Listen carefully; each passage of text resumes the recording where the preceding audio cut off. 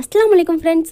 இன்றைக்கி நம்ம கிச்சனில் ரொம்பவே டேஸ்டியான ஹெல்த்தியான அரிசி மாவு பூரியும் அது கூடவே சைட் டிஷ்ஷாக இன்ஸ்டண்ட்டாக செய்யக்கூடிய ஒரு ஆனியன் மசாலாவும் எப்படி ப்ரிப்பேர் பண்ணுறதுன்னு தான் பார்க்க போகிறோம். ஃபஸ்ட் நம்ம மாவு ரெடி பண்ணிக்கலாம். அதுக்கு ஒரு பவுலில் 1.5 கப் அளவுக்கு அரிசி மாவு சேர்த்துக்கோங்க.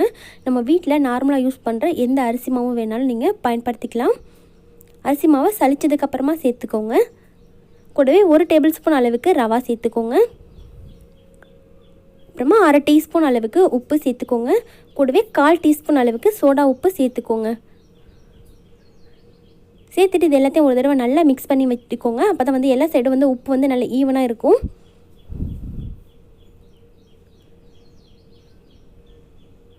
இப்போ நல்லா மிக்ஸ் பண்ணி வச்சதுக்கப்புறமா ஸ்டவ் ஆன் பண்ணிவிட்டு ஒரு பேனில் 1.5 கப் அளவுக்கு தண்ணி சேர்த்துக்கோங்க. நம்ம 1.5 கப் மாவு சேர்த்துருக்கோம். அதுக்கு 1.25 கப் தண்ணி வந்து நம்ம சேர்த்தோம் அப்படின்னா கரெக்டாக இருக்கும். நம்ம 1.5 கப் தண்ணி சேர்த்து சூடு பண்ணிவிட்டு நம்ம மீதி இருக்க தண்ணியை வச்சுக்கலாம். இப்போ பாருங்கள், தண்ணி வந்து நல்லா சூடாக ஆரம்பிச்சிருச்சு. இந்த மாதிரி பபிள்ஸ் வர ஆரம்பிக்கும் போது நம்ம ஸ்டவ் ஆஃப் பண்ணிவிட்டு அந்த தண்ணி வந்து மாவில் சேர்த்துக்கலாம்.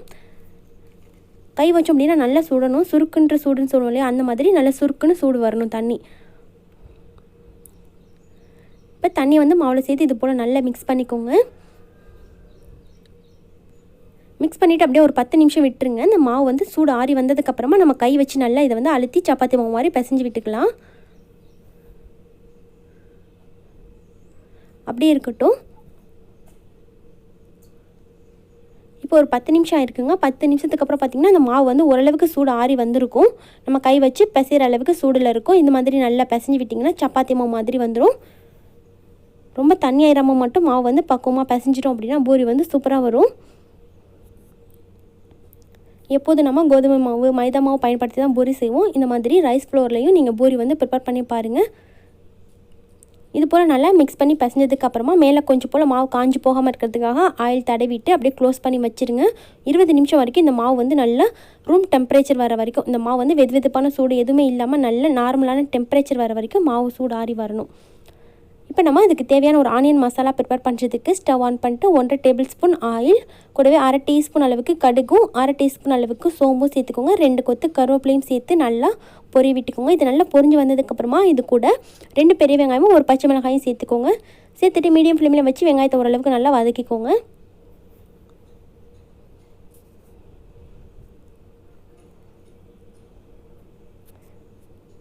ரொம்ப ஈஸியாக இதை வந்து நம்ம 10 நிமிஷத்துலேயே இந்த ஆனியன் மசாலா ப்ரிப்பேர் பண்ணிடலாம். டேஸ்ட் வந்து ரொம்பவே பக்காவாக இருக்கும்.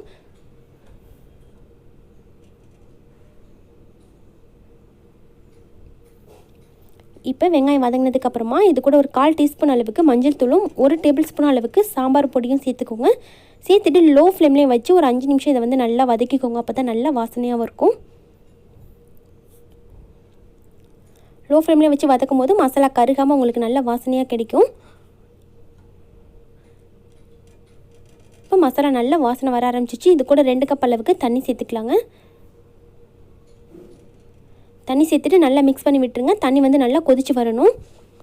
இப்போ ஒரு மிக்சிங் பவுல், குட்டி பவுல் எடுத்துக்கோங்க. அதில் 1.5 டேபிள் ஸ்பூன் அளவுக்கு கடலை மாவு சேர்த்துக்கோங்க. கூடவே 1/2 கப் அளவுக்கு தண்ணி சேர்த்து இதை வந்து நல்லா கட்டிங்கெல்லாம் இல்லாமல் நல்லா ஸ்மூத்தாக இருக்க மாதிரி மிக்ஸ் பண்ணி விட்டுக்கோங்க. மிக்ஸ் பண்ணதுக்கப்புறமா இந்த கொதிச்சிட்ருக்கிற ஆனியன் கூட நம்ம இதை சேர்த்துடலாம். சேர்த்துட்டு இதை வந்து நல்லா மிக்ஸ் பண்ணி விட்டுங்க, கட்டிங்கள் பிடிச்சிடாமல். இப்போ இந்த மசாலாவுக்கு தேவையான அளவுக்கு உப்பையும் சேர்த்து நல்லா மிக்ஸ் பண்ணி விட்டுருங்க. இது ஒரு 5 நிமிஷம் நல்லா கொதிச்சதுக்கப்புறமா சூப்பராக கெட்டியாகி வந்துடும். ஒரு இன்ஸ்டண்ட்டான டேஸ்டியான ஆனியன் மசாலா ரெடி. பாருங்கள், இந்த அளவுக்கு கொதித்து கெட்டியாகி வந்துருச்சு. இந்த ஸ்டேஜில் நம்ம பொடியாக கட் பண்ண கொத்தமல்லி இலைகளை தூவிட்டு சர்வ் பண்ணிக்கலாம். இது பூரிக்கு மட்டும் இல்லாமல் இட்லி, தோசை, சப்பாத்தி எல்லாத்துக்குமே வந்து இந்த ஆனியன் மசாலா பக்கவான சைட் டிஷ்ஷாக இருக்குங்க. நீங்கள் வந்து ப்ரிப்பேர் பண்ணி பாருங்கள். மசாலா ரெடி ஆனதுக்கப்புறமா நம்ம ரெடி பண்ணி வச்சுருக்கிற மாவு எடுத்து குட்டி குட்டியாக எடுத்து நம்ம உருட்டி வச்சுக்கலாம். நம்ம நார்மலாக கோதுமை மாவில் பூரிக்கு எந்த அளவுக்கு நம்ம உருட்டுவோமோ அந்த அளவுக்கு எடுத்துக்கிட்டிங்கன்னா கரெக்டாக இருக்கும். தேய்க்கும் போது மாவு மட்டும் கொஞ்சம் எக்ஸஸாக நம்ம ஆட் பண்ணிக்கிற மாதிரி இருக்கும். அரிசி மாவு சேர்த்து நம்ம வந்து இதை வந்து ரோல் பண்ணி எடுத்துக்கலாம். அரிசி மாவு வந்து கொஞ்சம் அதிகமாக சேர்த்து நீங்கள் ரோல் பண்ணிங்க அப்படின்னா தான் உங்களுக்கு ஒட்டாமல் வரும்.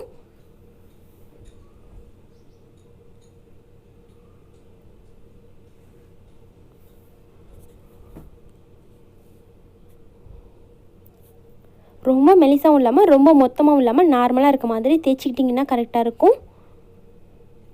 இப்போ இது போல் ரெடி பண்ணதுக்கப்புறமா நம்ம ஒரு மூடி வச்சு இந்த மாதிரி கட் பண்ணி எடுத்தோன்னா எல்லா பூரியுமே உங்களுக்கு ஈக்குவலாக ஒரே சைஸில் கிடைக்குங்க. எக்ஸஸாக இருக்க மாவை வந்து நம்ம எடுத்துக்கலாம்.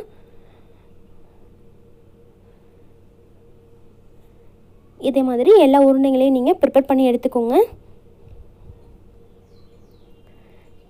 இப்போ வானலில் வந்து ஆயில் வந்து நல்லா ஹீட் பண்ணிக்கணும். நம்ம பூரி பொரிக்கிறதுக்கு எப்போதுமே வந்து எண்ணெய் வந்து நல்லா சூடாக இருக்கணும்.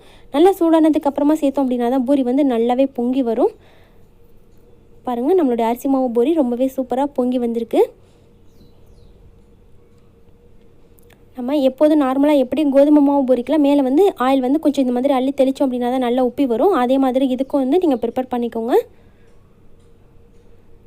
2 சைடும் திருப்பி விட்டு லைட்டாக செவக்க ஆரம்பிச்சதுக்கப்புறமா நம்ம பிளேட்டுக்கு மாற்றிட்டு சர்வ் பண்ணிக்கலாங்க. ஒரு சூப்பரான டேஸ்ட்டில் அரிசி மாவு பூரியும் ஆனியன் மசாலாவும் ரெடி ஆயிடுச்சுங்க. இது ரெண்டுமே ப்ரிப்பேர் பண்ணுறதுக்கு உங்களுக்கு 1/2 அன் ஹவர் கூட ஆகாது. அவ்வளோ சீக்கிரமாக வந்து ப்ரிப்பேர் பண்ணிடலாம். டேஸ்ட்டும் ரொம்பவே சூப்பராக இருக்கும். இதே மாதிரி நீங்களும் உங்கள் வீட்டில் அரிசி மாவு பூரியும் ஆனியன் மசாலாவும் மிஸ் பண்ணாமல் ட்ரை பண்ணி பாருங்கள்.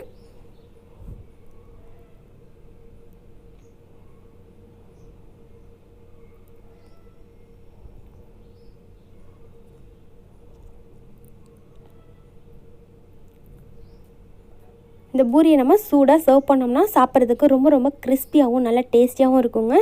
நீங்களும் ட்ரை பண்ணிவிட்டு எப்படி இருந்துச்சுன்னு உங்களோட ஃபீட்பேக்ஸை மறக்காமல் கமெண்ட் செக்ஷனில் ஷேர் பண்ணிக்கோங்க. இந்த வீடியோ உங்களுக்கு பிடிச்சிருந்தால் லைக் பண்ணிவிட்டு உங்கள் ஃப்ரெண்ட்ஸ் கூட நிறையா ஷேர் பண்ணிக்கோங்க. அப்படியே மறக்காமல் நம்ம தமிழ் ஃபன் சேனலையும் சப்ஸ்கிரைப் பண்ணி வச்சுக்கோங்க. தேங்க்யூ.